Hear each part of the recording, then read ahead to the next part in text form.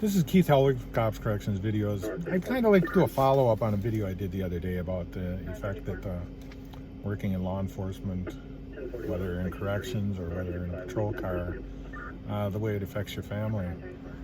You know, as the holidays approach, one thing that everybody likes is to spend time with their families during the holidays. Now, I always stressed it to people that your family is no more important to you than my family is to me.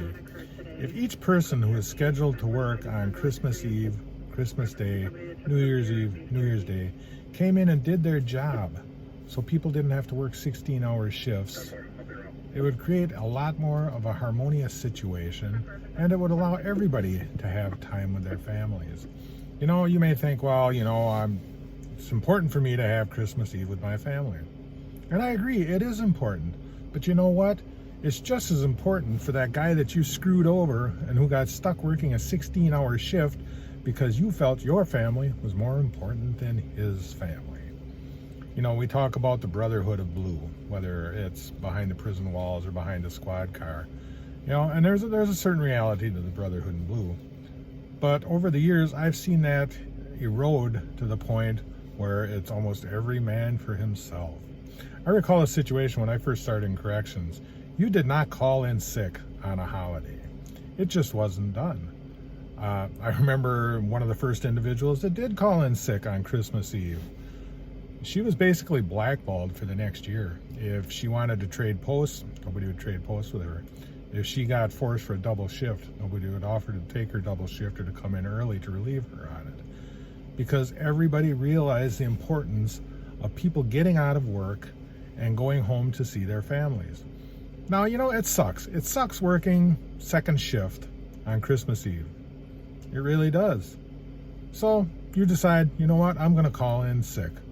So that guy who has the seniority or who's lucky enough to have a first shift job, who's looking forward to spending his holidays with his family, he gets screwed over and he has to work second shift because your family is more important than his family. Well, you know what? To put it bluntly, I'm calling bullshit on that. When you screw over your fellow officers by calling in sick, because it's your right to do so, and it is your right to do so, but just because it is a right, that doesn't make it right.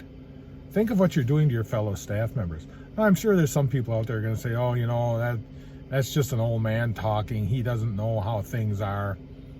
And I'll call BS on that too. I know exactly how things are. You know, I was a captain for years, and one of the worst parts of my job, particularly on holidays, was calling somebody up at 1 o'clock in the afternoon, knowing that they had a house full of family on Christmas Eve and telling them, you've got to work until 10:30 tonight. Boy, you know, that really puts the holiday spirit in people.